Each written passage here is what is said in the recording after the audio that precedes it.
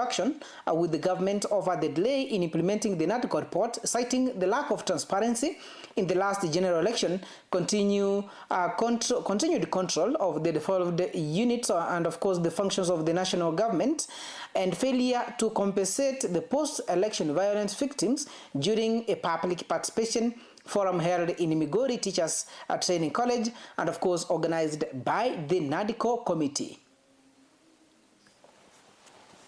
Kuchache baada ya wakazi wa kaunti ya Migori wakiongozwa na George Akede kuibua wasiwasi kuhusu kuongezeka kwa visa vya utovu wa usalama katika mji wa Migori na kufuatia operesheni ya polisi eneo la Oruba iliyopelekea kurejeshwa kwa mali zilizoibiwa na kukamatwa kwa washukiwa wawili, mbunge wa Suna Mashariki Peter Masara amedhibitisha upya dhamira yake ya kuimarisha usalama katika maeneo hayo. Akizungumza Jumamosi baada ya ibada katika kanisa la SDA Migori West, Masara amekiri kuwepo kwa changamoto za kiusalama katika baadhi ya maeneo ya mji wa Migori na eneo bunge la Suna West, akibainisha kuwa taa za barabarani zisizofanya kazi zimechangia pakubwa kuongezeka kwa uhalifu hasa baada ya saa 3 za usiku. Requesting the community to at least stop coming out after 9 because these people are usually very, very active after 9. Most of street lights in Migori are not functional. Therefore, it gives an advantage to criminals to terrorize the community. Mbunge huyo amewapongeza maafisa wa usalama kwa hatua madhubuti ambazo tayari zimechukuliwa, ikiwemo doria za jioni zinazoendeshwa na maafisa wa polisi kwa kushirikiana na vijana wa eneo hilo waliothibitishwa na kufanya kazi chini ya kamati ya usalama. There is patrol every evening. Both Kenya Police and Administration Police and the youths identified and screened by the security committee. We will help them to patrol the area. Masara amefichua kuwa mipango inaendelea ya kuwasilisha ombi rasmi kwa katibu mkuu na waziri wa usalama wa ndani ili kutenga angalabu magari mawili ya ziada ya polisi kwa ajili ya kuimarisha doria katika eneo la Suna West, akiongeza kuwa visa vya hivi karibuni vya uhalifu ikiwemo uvamizi wa shule ya msingi ya Oruba Keyo ambako tarakilishi na printer ziliibiwa muda mfupi baada ya doria za polisi vinaashiria uwepo wa mitandao ya kihalifu iliyopangwa, si matukio ya kawaida. Many boys who are terrorizing people around town are not resident of town. Some have been imported.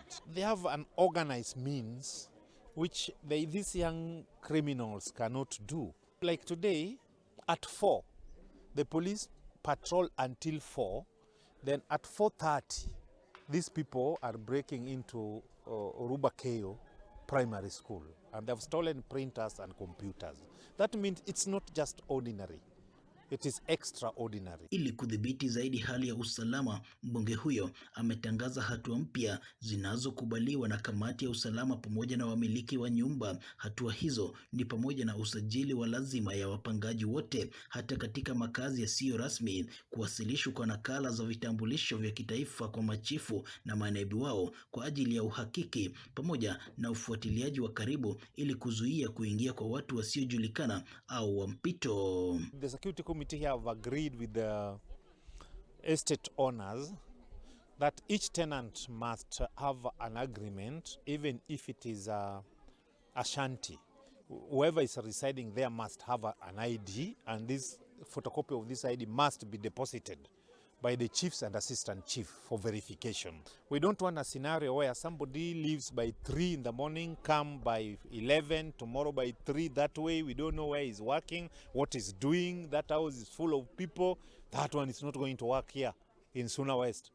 We must ensure the security of our people. Mbunge huyo ambaye anashiriki binafsi katika kamati ya usalama amesema kuwa atashirikiana na wadau wote na kuhakikisha kuwa amani na usalama vinarejea kikamilifu Oruba, mji wa Migori na kaunti ya Migori kwa ujumla. So I'm in the security committee. It will be very embarrassing for me that I'm talking about security of the country, but for my constituency things are worse. That is not going to happen. That's not going to happen. Lennox Odede, Migori. All right, far from now Migori County to other areas in the country. Actually, we get close over to Tanzania, where yesterday the opposition leader Tundu Lissu arrived to appear before the court for the hearing against his treason charges. The Chadema chairman has been in custody since April 9th last year, 2025, and of course we saw through on social media the pictures and of course the videos while he was arriving at the courts and how his supporters were there welcoming him when he was getting into the court, and of course something that brought a standstill for almost 10 to 20 minutes as he was being arraigned in court. Elsewhere, before we go to other stories, is that the Inspector General of the Police, Douglas Kanja, has gazetted the National Government Administration Police Unit, the NGAPU, to support the local chiefs and of course assistant chiefs